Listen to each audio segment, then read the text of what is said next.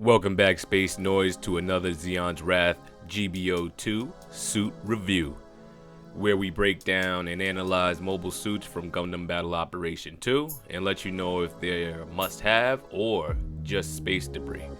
We will discuss the suit's stats, weapon loadout, skills, enhancement list, space/ground performances, and the aesthetics. Then we will finally grade it from 1 to 4 stars, 1 being space debris and 4 being a must-have suit. Before we get started, if you enjoy, please drop a like and consider subscribing to the channel for more GBO2 content. Also, don't forget, Space Noise, to leave your opinions in the comments. Now let's get to it. Today's mobile suit is the long-awaited Black Lion, the Banshee. One of my favorite mobile suits from Gundam Unicorn, if not my favorite. So first we're going to get into the stats. As you can see on the screen, it has 23,000 HP.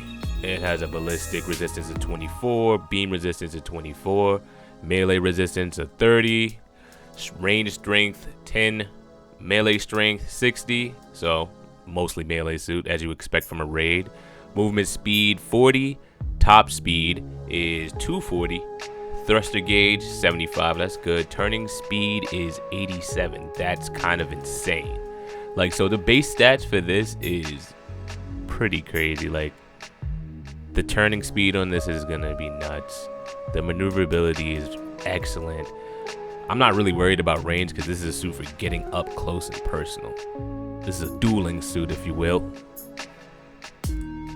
Okay, next up we have the weapons loadout, and the first weapon up is the armed armor BS.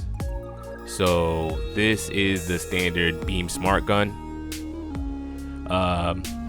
It does stun on each hit. There's no charge for this one. It does decent damage. Okay, next weapon up, we have the Banshee arm beam saber. I don't know why they call it that. It's definitely not like the beam tonfa, which I don't know why they don't use. It's probably because that vibro nail or the beam smart gun is blocking it. But it's just a beam saber, you know, nothing to write home about. Next up, we have the Head Vulcans Mark III. I didn't know they were Mark IIIs when I initially looked at them, but these will stun if you hit enough. Like if you focus on an enemy, it will stun them. I was a little surprised by that. Okay, next up we have really like the center of attraction for me is the armed armor vibro nail. Now this is in his awakened form. Well, not awakened, destroy mode form. So it just looks like a big fist. But it's got 2 hits. It got a nice combo. It's a nice little combo. It does decent damage. Okay, next weapon up we have, okay, I wasn't expecting this, but I really like that they added this. The armored beam smart gun discharge mode, which I've really been liking these discharge weapons. I know that sounds weird, but yeah, like the longer the beam is consistent, like it goes for a while, and it stuns anything that's hit with it for more than I think 2 to 3 seconds. So that's good. Okay, that should round us up for weapons as far as the normal weapons are concerned. Next up we have the destroy mode weapons. Now most of the weapons for the most part are the same when you go into destroy mode. The only thing that's really different is the beam vibro nail when it's deployed. Also, well, I should mention this when I get into skills, but I'll mention it a little bit here. When you enter destroy mode, you are now able to do 3-hit combos. So definitely do 3 hits with this. That downswing is kind of a sweeping downswing, so you move forward when you do it. So it's really good for just coming through and clobbering some enemies. Now this does have a heavy attack when you are in destroy mode, and it's pretty cool, but it reminds me of like the enhanced double zeta, when you do the heavy attack, how you just stop completely and then swing the beam saber down. With this one, you just stop, you hold your hand up above your head, and then you just come down with them on the enemy. And it does pretty good damage, but you do have to stop to use it. And yeah, that should be it for the weapons. That's the only thing that's really different in destroy mode is the vibro nail.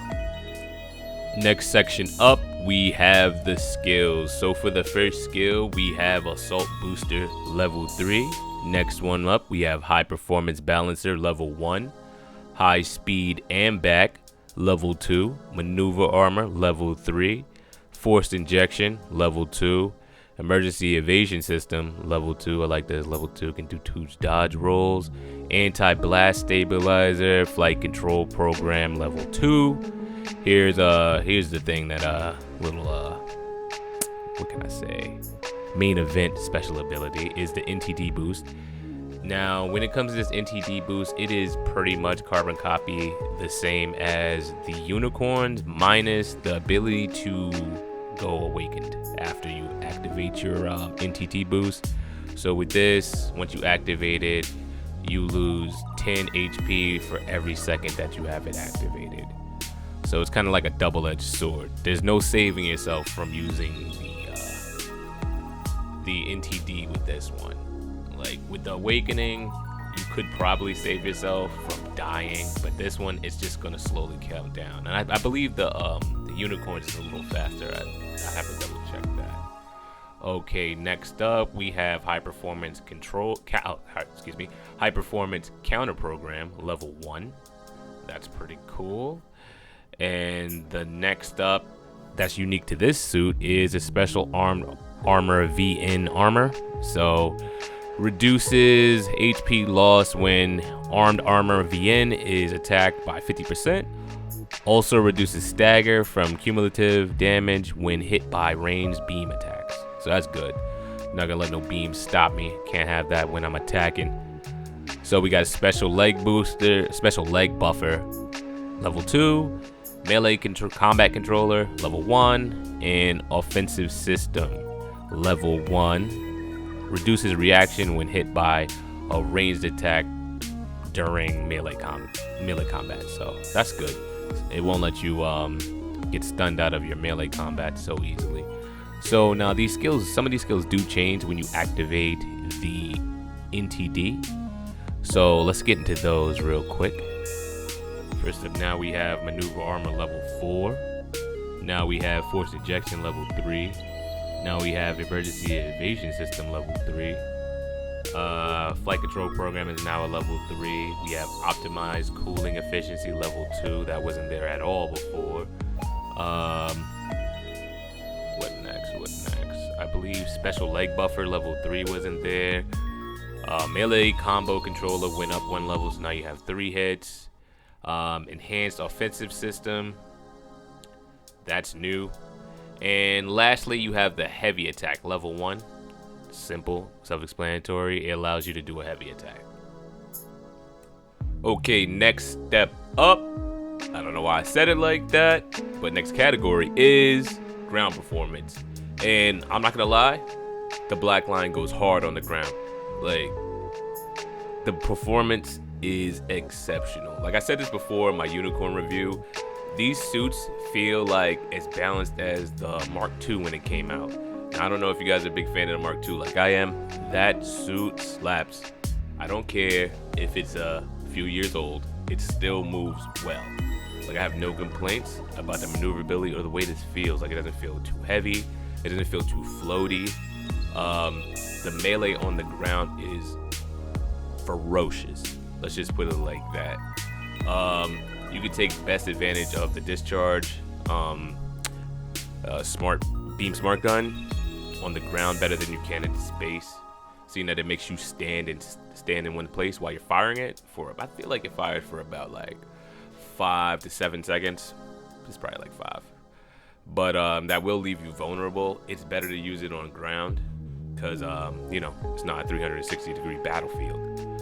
But yeah, like, this thing is an absolute beast on the ground. do not even activate the NTD, or you will find yourself going to jail for being too aggressive. Like, you will get banned. You will get banned for being too much of a Chad. Like, for real. This thing goes hard. I really have nothing negative to say about this on the ground at all. Like, this is definitely one of my new favorite raids. If not, no, it's not my top raid, but it's definitely up there. Maybe number 2.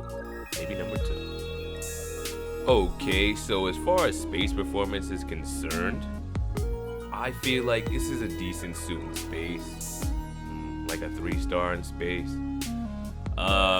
It has its weaknesses in space, like as I said in ground review, that discharge beam smart gun, yeah, it leaves you real vulnerable in space, real vulnerable. But it's still a good weapon to use. The only other offensive weapons as far as ranged attacks is concerned is the regular beam smart gun, which only has 2 shots for you overheated, and then it is the head Vulcans, which do stun, but I haven't really found that the Banshee in space is definitely weaker than the unicorn. Seeing that it is a close combat suit, I didn't really expect too much from like space, honestly, because like there's too much space. If that makes any sense.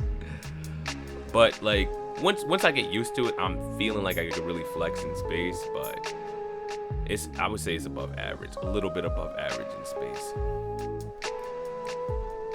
Okay, next up we have my favorite subject or category, the aesthetics or the drip. Now this suit is aesthetically pleasing. I'm not gonna lie.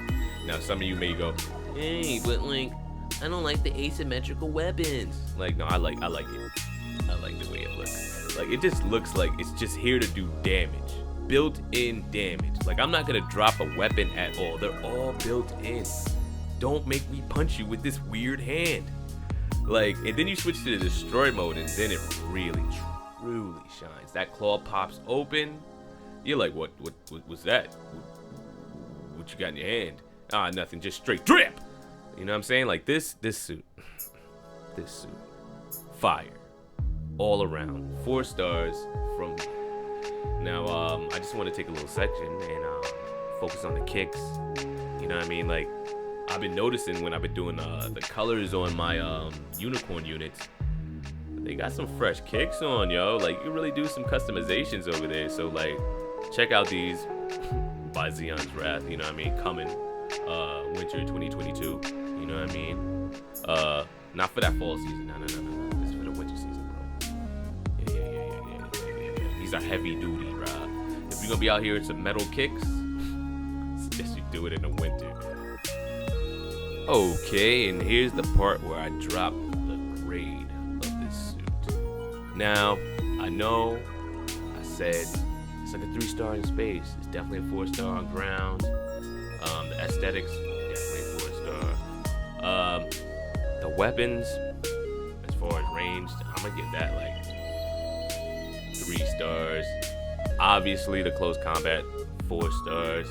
So the overall grade for this is definitely gonna be a 4-star mobile suit. Like anyone really had any inclination that it would be anything other than 4-star. I mean, it does have its weaknesses, but it's balanced. Like, this raid doesn't really feel like a raid. Neither does the unicorn really feel like a general. The unicorn feels more like a raid, if I'm gonna be honest. But they're both balanced, so you don't really feel like you're getting the weaknesses that come with either or, if that makes any sense. So, like, yeah, definitely 4 stars. This is a must-have suit. You need this on your roster. If you're not able to get it from the step up, because that thing is ridiculous, costs too much money to complete that, and unfortunately for me, I completed both, so I'm broke, bitch. But yeah. Now, this is a 4-star mobile suit. I actually, when I went to go roll for the Banshee and the Step Up program, I actually ended up getting the Unicorn and the Banshee, which kind of made me mad that I did the Step Up last week. This is a completely different account, so Now I have the unicorn on 2 accounts, but not gonna lie, I want that money back. But that's been it for today's review. Don't forget to like and subscribe for more reviews on more mobile suits. There are more coming. I am also gonna be doing the older suits too. I'm not just gonna only do the new ones. So probably the first one I'm gonna do, probably gonna start on the backlog, is probably gonna be the Zaku. Probably gonna be Zaku 2. It's the first mobile suit you see in Gundam, so it's only fair that I give it priority. But see you on the next one, Space Noids.